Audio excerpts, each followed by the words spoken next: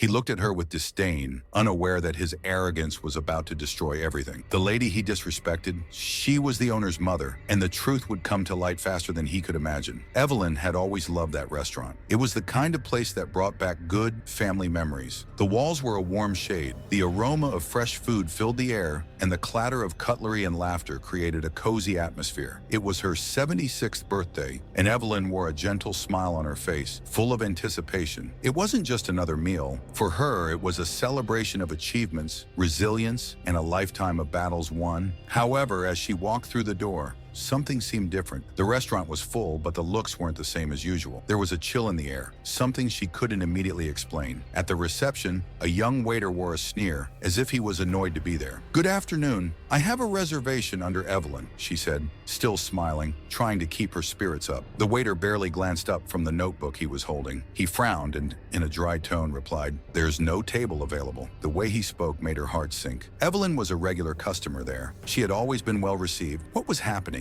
She insisted calmly. "I made the reservation yesterday." It was confirmed over the phone. The waiter sighed loudly, clearly irritated. "I already said, ma'am, we don't have a table. You'll have to find somewhere else." For a moment, Evelyn felt the world slow down. She was familiar with that attitude, that look that made her feel lesser. Since she was young, she had faced this in stores, schools, government offices. But at the restaurant her son had built with so much effort? No, not there. The pain mixed with indignation began to grow inside her. Evelyn tried to take a deep breath, stay calm despite the growing anger. "Are you sure there's no spot for me?" she asked, still trying to find a peaceful solution. The waiter crossed his arms with a sarcastic smile, his gaze full of contempt. "I already told you, ma'am, there's no table for you, and there's no point in insisting, and worst of all, Evelyn knew what was behind that treatment. By this point, Evelyn could feel the other customers' eyes on her. She had always avoided drawing attention, especially in embarrassing situations, but this time, something inside her was changing. She felt the weight of all the injustices she had endured throughout her life, combined with the humiliation of that moment. The waiter stared at her with a look that clearly said, "You're not welcome here." And then he uttered the phrase that burned her chest. "This isn't a place for people like you." It was like a shock. Those words echoed in her mind, bringing back painful memories. Evelyn had overcome so much, had raised her son, James, to be a successful man, to never bow his head to those who disrespected him. And now there she was, being treated as if she had no worth, as if she were invisible in her own son's restaurant. For a few moments, she considered turning around and leaving. She was tired of fighting. Age weighed on her. The accumulated fatigue from years of battles for dignity made her want to give up. But then she remembered James. She recalled how many times she had defended him when he was just a boy, how many times she had faced prejudice to ensure he had a better future. And if she left now, what would that say to him? Evelyn lifted her chin, determined. She wasn't leaving without being heard. "I don't think you know who I am," she said, trying to keep her voice steady despite the pain and anger growing inside her. The waiter laughed. "I don't care who you are. There's no place for you here." At that moment, Evelyn knew it wasn't just about her. It was about all the times she and others like her had been disrespected. She couldn't stay silent, so she raised her hand and called for the manager. People around began to murmur, curious. Some pulled out their phones, recording what was happening. She could feel the tension rise but didn't back down. The manager appeared quickly, clearly uncomfortable with the situation that was beginning to unfold. He looked at Evelyn and immediately recognized her. She wasn't just a customer, she was James's mother, the owner's mother. He paled for a moment, as if understanding the magnitude of the problem they were getting into. The people around stopped eating, all attention focused on the scene. It was as if the entire restaurant had held its breath, waiting for the outcome. "Mrs. Evelyn, I'm sorry about this," the manager began, trying to sound calm. But Evelyn wasn't interested in superficial apologies at that moment. She felt her anger boiling, mixed with years of fatigue. How many more times would she have to accept being treated as less because of her skin color? "You think just saying sorry will fix this?" she said, her voice firm but loaded with emotion. "This happens every day, and not just to me. How many other people have gone through this here?" The question hung in the air, unanswered. The waiter, still standing beside the manager, didn't grasp the gravity of what was happening. He rolled his eyes as if he was tired of the situation. But he wasn't the one who felt the weight of a lifetime of injustices. He had never faced looks of disdain in places where he should have been welcome. To him, it all seemed exaggerated. But to Evelyn, it was just another battle in a war that never ended. The manager swallowed hard and looked around, realizing that all eyes were on him now. He knew the situation was about to spiral out of control. But before he could say anything, the restaurant door slammed open, and James walked in. James, the restaurant owner, looked furious. He had seen what was happening through a video that was already circulating on social media, recorded by a customer. He didn't need explanations. Upon entering, he immediately understood everything. He saw his mother standing there staring at the manager and the waiter, while curious glances from the customers turned the moment into a spectacle. "What's going on here?" James's voice was firm and cutting, filling the room with tension. The waiter lost his arrogant smile instantly. He now understood who the lady he had mistreated was, but it was too late. Before speaking to the waiter, James looked at his mother for a moment. In Evelyn's eyes, he saw the pain of a lifetime of battles, which only intensified his anger. "You treated my mother like that? In the restaurant she helped me build?" The waiter stammered, trying to formulate an excuse, but no words came out. His arrogance had completely vanished from his face. The manager tried to intervene. "James, please. I can handle this," but James raised his hand, cutting him off. "This is unacceptable. My mother was disrespected in the restaurant I built with so much effort to be a place where everyone feels welcome. Do you think I'm going to let this slide?" The silence was heavy, almost suffocating. James turned to the waiter and said coldly, "You're fired. Now." The waiter, speechless, left quietly, and the sound of the door closing echoed through the dining area. For a moment, no one knew how to react. Everyone was waiting to see what would happen next. James approached his mother, her eyes shining, not with pride, but with sadness. "Mom, I'm sorry. This should never have happened," he said, his voice softer now, trying to control his anger. Evelyn looked at her son, and despite all the tension, she felt a hint of relief. Not because the waiter was fired, but because she knew James understood what it meant. He knew he wouldn't let this injustice go unnoticed. The audience continued to watch, awaiting James's next words. The manager, still nervous, observed the scene, and the murmurs in the restaurant began to grow. James realized that the situation had gone beyond what he had imagined. It was bigger than a simple incident. That moment was already being shared on social media, and he knew this story would have repercussions. He needed to do more. "This can't just be an apology," James said, now addressing the customers and staff of the restaurant. "What happened here today can't be forgotten. We're going to take steps to ensure this never happens again to anyone." The silence that followed the conclusion was almost unbearable. People in the restaurant were still trying to process what had just happened. The waiter, who just minutes before seemed unshakable, had left without saying a word, his arrogance completely shattered. Evelyn, however, didn't feel victorious. The bitter taste of injustice still lingered in the air, and she knew it went far beyond a dismissal. James approached his mother, trying to contain the anger still boiling inside him. "Are you okay, Mom?" he asked, his voice softer now. The weight of what had happened clearly etched on his face. Evelyn took a deep breath before responding, the weight of every injustice she had faced pressing down on her shoulders. "I'm tired, James, very tired. We fight all our lives, and it never seems to be enough." There was a deep sadness in her words. It was as if, despite everything, she knew that this wouldn't be the last time she faced something like this. The tables around them remained full of curious eyes and phones in hand, but now the atmosphere had changed. The looks once full of indifference or passive curiosity were now filled with shame and guilt. Were these people finally realizing the pain she carried? Or, like so many other times,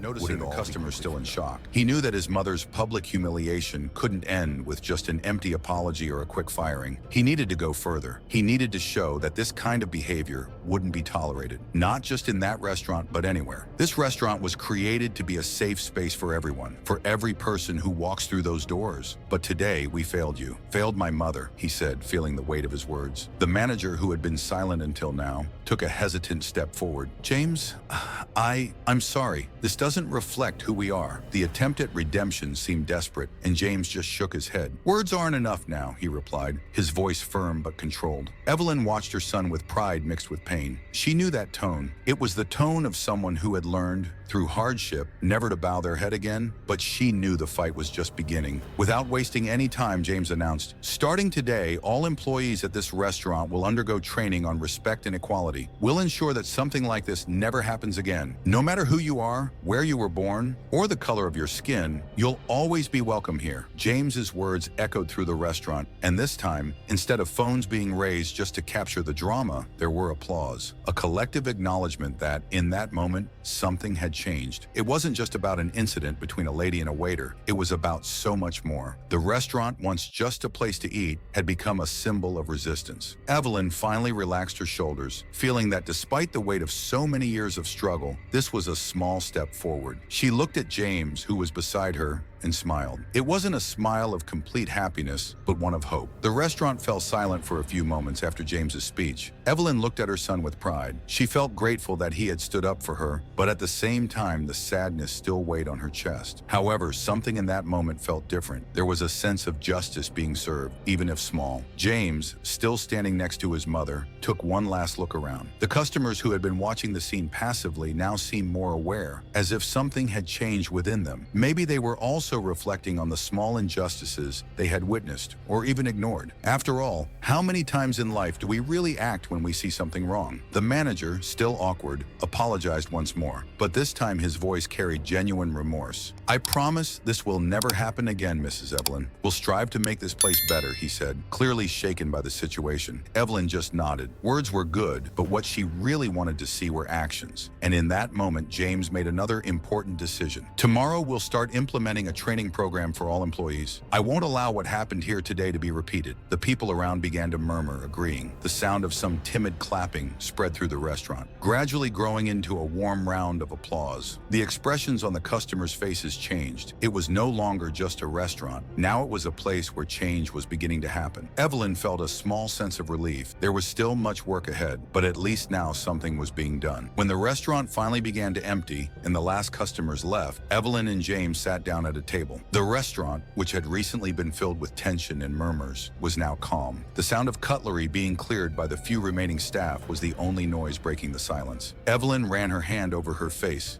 exhausted. "I just wanted a quiet dinner, James," she said, trying to hold back the fatigue in her voice. "But it seems like even in the simplest moments, we have to fight." James looked at his mother, his eyes full of understanding. "I know, Mom. It shouldn't be this way, but unfortunately it still is. Except today, we did something. We changed something." "You did," she corrected, a light smile appearing on her face. "You took the lead, and I'm proud of you for that." James returned a slight smile, but he also knew that this was just a small step in a much larger fight. He understood that society wouldn't change overnight, but that moment, that decision not to let it pass, was already a victory. Before they stood up to leave, James glanced at his watch and said, with a hint of irony in his voice, "I think there's still time to take you out to dinner somewhere else, a place where you'll be treated the way you deserve." Evelyn laughed, the sound light and genuine, dispelling the weight she had felt until then. "I think I'd like that." As they left the restaurant, both felt a bit strong. But that day she had been heard. Her son had stood up for her, and more importantly, had shown the world that attitudes like those wouldn't be tolerated anymore. She was sure that the next day, James would keep his promise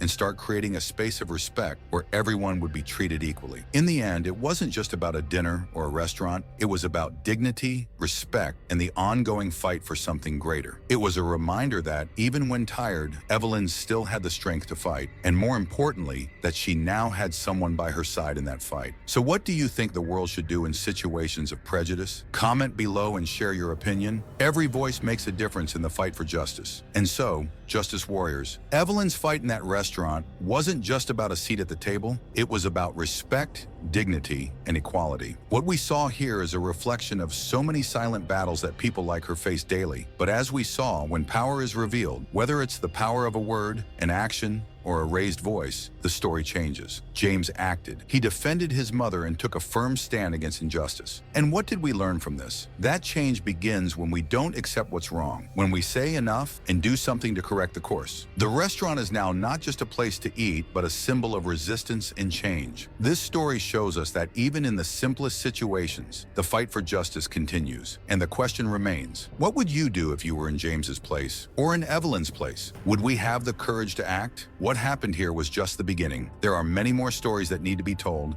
and I promise you that the next one will touch your hearts and minds even more. Because Justice Warriors, every battle we face brings us closer to a better world. If you, like James, believe that every action can make a difference, subscribe to the channel now. Let's transform these small stories of struggle into an unstoppable movement for justice. And remember, your voice can change the world. And to let me know you stayed with me until the end of this video, comment below. I am a Justice Warrior. warrior. It will show me that you're with me in this fight side by side until the end. In the end, perhaps, the greatest message of this story is that we all have the power to do something. Each of us, in our small and large actions, can change someone's life, and maybe change the world. Think about it. Now it's your turn, Justice Warrior. Do you have a story you'd like to see here? Leave your suggestion in the comments. We want to hear more about the themes you believe are important in the fight for equality and justice. If this story moved you, get ready for what's next. In the next video, we'll dive even deeper into an emotional and overcoming journey. Click now to see how a simple act of courage can transform lives. You won't want to miss it. See you next time, where every voice makes a difference.